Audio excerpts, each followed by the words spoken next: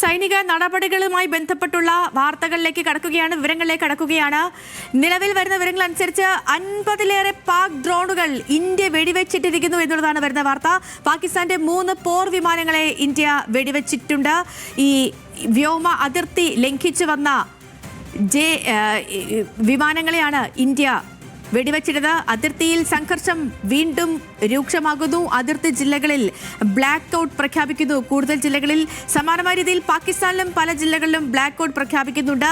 ശക്തമായ രീതിയിൽ ഇന്ത്യ തിരിച്ചടിക്കുന്നുണ്ട്. ലാഹോറിൽ തിരിച്ചടിക്കുന്നു.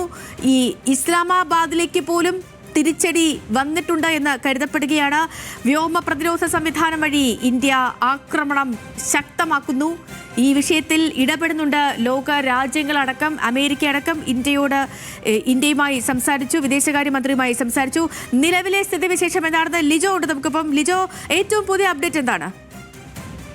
ലിജോയിലേക്ക് മടങ്ങിയെത്താം. അതിനു മുൻപ് ഇപ്പോൾ വരുന്ന വാർത്തകൾ അനുസരിച്ച് 8000 എക്സ് അക്കൗണ്ടുകൾ മരവിപ്പിക്കാൻ കേന്ദ്രം നിർദ്ദേശം നൽകി എന്നുള്ളതാണ്. 8000 എക്സ് അക്കൗണ്ടുകൾ മരവിപ്പിക്കാൻ കേന്ദ്രം നിർദ്ദേശം നൽകിയിരിക്കുന്നു.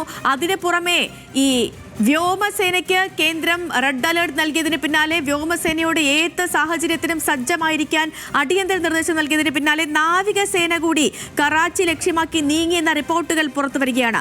INS വിക്രാന്ത് അടക്കം നിലവിൽ കാർവാർ മേഖലയിലുണ്ട് എന്നും വിവരങ്ങൾ വരുന്നു. അങ്ങനെ കര, നാവിക, വ്യോമ സേനകൾ സംയുക്ത ആക്രമണവുമായി രംഗത്തെത്തിയിട്ടുണ്ട്. ഏതു തരത്തിൽ പാകിസ്ഥാൻ ഇങ്ങോട്ട് പ്രകോപനം തീർക്കുന്നോ അതേ നാണയത്തിൽ അതിലും കടന്ന രീതിയിൽ തിരിച്ചടിക്കാൻ തന്നെയാണ് ഈ രാജ്യത്തിന്റെ തീരുമാനം. പെഹൽഗാം ഭീകരാക്രമണത്തിന് പിന്നാലെയാണ് ഓപ്പറേഷൻ സിന്ധൂറിലൂടെ രാജ്യം പാകിസ്ഥാനിലെ ഭീകരവാദ കേന്ദ്രങ്ങൾ മിസൈലിലൂടെ തകർത്ത് തരിപ്പണമാക്കിയത്. അതിൽ കൊടും ഭീകരൻ അടക്കം കൊല്ലപ്പെട്ടിരുന്നു. മസൂദ് അസറിന്റെ സഹോദരൻ കൊടും ഭീകരൻ റൌഫ് അടക്കം കൊല്ലപ്പെട്ട വാർത്തകൾ ഇന്ന് വന്നതാണ്. ഈ 100ഓളം ഭീകരരെ വധിച്ചതായുള്ള സ്ഥിരീകരണങ്ങളടക്കം വന്നൊരു ദിവസം കൂടിയാണിന്ന്. അതിന് പിന്നാലെയാണ് പാകിസ്ഥാന്റെ ഈ പ്രകോപനം തുടർന്നുകൊണ്ടേയിരിക്കുന്നത്. പാക് പ്രധാനമന്ത്രി ഷഹബാസ് ഷരീഫ് ഇന്ന് ഈ പാകിസ്ഥാൻ നിയമസഭയിലടക്കം പറഞ്ഞിരുന്നു, സൈന്യത്തിന് ഇഷ്ടമുള്ളത് ചെയ്യാൻ ഞങ്ങൾ അനുവാദം നൽകിയിരിക്കുന്നു എന്ന്. അങ്ങനെ സൈനിക നടപടി ഉണ്ടായി. പക്ഷേ ആ സൈനിക നടപടിക്ക് അതിനും മുൻപേ തന്നെ ഇന്ത്യ പറഞ്ഞിരുന്നു ഇങ്ങോട്ട് പ്രകോപനം തീർത്താൽ തിരിച്ചടിക്കുമെന്നുള്ളത്.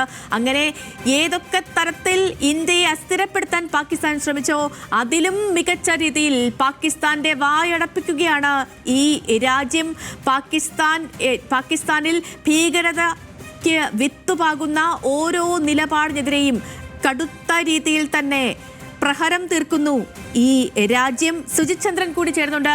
സുജിത്ത്, ഏറ്റവും പുതിയ അപ്ഡേറ്റ്. ഏറ്റവും പുതിയതായി വരുന്നത് എക്സ് അക്കൗണ്ടുകൾ 8000 എക്സ് അക്കൗണ്ടുകൾ ഇന്ത്യയിൽ ബ്ലോക്ക് ചെയ്യണം എന്നുള്ള എക്സിക്യൂട്ടീവ് ഓർഡർ എക്സിന് ഇന്ത്യൻ സർക്കാരിൽ നിന്ന് ലഭിച്ചു എന്നുള്ളതാണ്. അന്താരാഷ്ട്ര വാർത്താ ഏജൻസികളുടെയും അതേപോലെ പ്രമുഖരായ എക്സ് ഉപയോക്താക്കളുടെയും ഒക്കെ അക്കൗണ്ടിലേക്കുള്ള ഇന്ത്യയിൽ നിന്നുള്ള ആക്സസ് തടയണമെന്ന ആവശ്യമാണ് ഇതിൽ ഉൾപ്പെടുത്തിയിരിക്കുന്നത്. ഇതിൽ പ്രതിഷേധിച്ചുകൊണ്ട് എക്സ് ഇപ്പോൾ ഒരു പ്രസ്താവനയും ഇറക്കിയിട്ടുണ്ട്.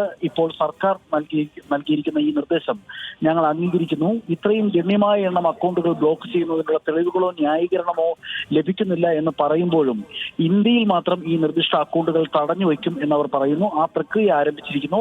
ഈ സർക്കാരിന്റെ ഇപ്പോഴത്തെ ആവശ്യങ്ങളോട് പക്ഷേ എക്സിന് വിയോജിപ്പുണ്ടെന്ന് കൂടി അവർ പറയുന്നു. ബാക്കി കാര്യങ്ങളിലേക്ക് വന്നാൽ DGPമാരെ അമിത്ഷാ വിളിപ്പിച്ചു എന്നുള്ളതാണ് വരുന്ന മറ്റൊരു വാർത്ത. എല്ലാ സംസ്ഥാനങ്ങളിലെയും എല്ലാ DGPമാരുമായിട്ടും ഉള്ള ഒരു മീറ്റിംഗിന് അമിത്ഷാ താല്പര്യപ്പെടുന്നുണ്ട് എന്നുള്ള വിവരങ്ങൾ വരുന്നു. അത് കൺഫേം ചെയ്ത് ഉടൻ തന്നെ നമുക്ക് പ്രേക്ഷകരിലേക്ക് എത്തിക്കാമെന്ന് കരുതുന്നു. മറ്റൊരു വിവരം, ഒരു പാക് പൈലറ്റ് ജയ്സാൽമേറിൽ നിന്നൊരു പാക് പൈലറ്റിനെ ഇന്ത്യ കസ്റ്റഡിയിലെടുത്തതായി മറ്റൊരു വിവരവും ഇപ്പോൾ കിട്ടുന്നുണ്ട്. ആകെ 3 വിമാനങ്ങളാണ് ഇന്ത്യ ഇപ്പോൾ വെടിവെച്ചിട്ടിരിക്കുന്നത്. ഒരു F-16 വിമാനം, ഒരു JF-17 വിമാനം, അതേപോലെ airborne early warning and control aircraft AVAX എന്നറിയപ്പെടുന്ന പാകിസ്ഥാന്റെ മറ്റൊരു നിരീക്ഷണ വിമാനം. ഇങ്ങനെ 3 വിമാനങ്ങൾ ഇപ്പോൾ വെടിവെച്ചിട്ടുണ്ട് എന്നാണ് വിവരം. ജമ്മുവിലും പഞ്ചാബിലും അടക്കം ആക്രമണം നടത്താനെത്തിയ പാക് ഡ്രോണുകളും ഇന്ത്യൻ സൈന്യം വെടിവെച്ചിട്ടു. 50ഓളം ഡ്രോണുകളും ആകെ 8 മിസൈലുകളും ഈ 3 പാക് വിമാനങ്ങളും ഇന്ത്യയുടെ വ്യോമ പ്രതിരോധ സംവിധാനം ഉപയോഗിച്ച് തകർത്തു. S-400 എന്ന ഇന്ത്യയുടെ ഏറ്റവും കരുത്തുള്ള വ്യോമ പ്രതിരോധ സംവിധാനമാണ് ഇതിനായി ഉപയോഗിച്ചത്. മറ്റൊരു കാര്യം, സ്ഥിരീകരിക്കാത്ത റിപ്പോർട്ടാണ്, അല്പസമയത്തിനകം അതിന്റെയും സ്ഥിരീകരണം വരും എന്ന് കരുതുന്നു. ഇന്ത്യൻ നാവികസേന യുദ്ധസജ്ജമായി ചലിച്ചു തുടങ്ങി എന്നാണ് റിപ്പോർട്ടുകൾ. ഇത് സൈന്യം സ്ഥിരീകരിക്കേണ്ടതുണ്ട്. INS വിക്രാന്ത് അടക്കം ഇപ്പോൾ കാർവാർ മേഖലയിൽ തന്നെയുണ്ട്. ഇന്ത്യൻ കപ്പൽപ്പട കറാച്ചി ലക്ഷ്യമാക്കി നീങ്ങിയിട്ടുണ്ട് എന്ന് ചില റിപ്പോർട്ടുകളുണ്ട്. അതേപോലെ ഇസ്ലാമാബാദിലും ലാഹോറിലും ഡ്രോൺ ആക്രമണങ്ങൾ നടക്കുന്നു എന്നറിയുന്നു. ജമ്മുവിലും പഞ്ചാബിലും ആക്രമണം നടത്താനെത്തിയ പാക് ഡ്രോണുകളും മിസൈലുകളും യുദ്ധവിമാനങ്ങളുമാണ് ഇന്ത്യ വെടിവെച്ചിട്ടത്. അല്പം മുമ്പ്, ഏതാണ്ട് 2 മണിക്കൂർ മുമ്പ്, സ്ഫോടന ശബ്ദത്തിന് മുന്നോടിയായി കുപ്വാരയിൽ വലിയ എയർ സൈറനുകളൊക്കെ മുഴങ്ങുന്നുണ്ടായിരുന്നു എന്നൊരു വാർത്തയിൽ നിന്നാണ് ഇത് തുടങ്ങിയത്. കുപ്വാരയും അതേപോലെ ജമ്മു കശ്മീരും അതേപോലെ തന്നെ രാജസ്ഥാനും ഹരിയാനയും അടക്കമുള്ള സംസ്ഥാനങ്ങൾ സമ്പൂർണ്ണ ബ്ലാക്ക് ഔട്ടിലേക്ക് നീങ്ങിയിരിക്കുകയാണ്. നമ്മുടെ വിമാനത്താവളങ്ങൾ, ശ്രീനഗർ വിമാനത്താവളം അടക്കം ലക്ഷ്യം വെച്ച് ഈ ഡ്രോണുകളും അതേപോലെ മിസൈലുകളും വന്നു എന്നാണ് വിവരം. പാകിസ്ഥാൻ ഏതായാലും ഇപ്പോൾ ഫൈറ്റർ എയർക്രാഫ്റ്റുകൾ ഉപയോഗിച്ചു എന്നുള്ളത് വളരെ ഗുരുതരമായാണ് ഇന്ത്യയും ലോകവും കാണുന്നത്. ഇന്ത്യയുടെ വ്യോമാതിർത്തിയിലേക്ക് പാകിസ്ഥാൻ പോർ വിമാനങ്ങൾ എത്തി എന്ന നിമിഷം തന്നെ ഈ ഒരു സംഘർഷത്തിന്റെ സ്വഭാവം മാറി മറിഞ്ഞിരിക്കുകയാണ്.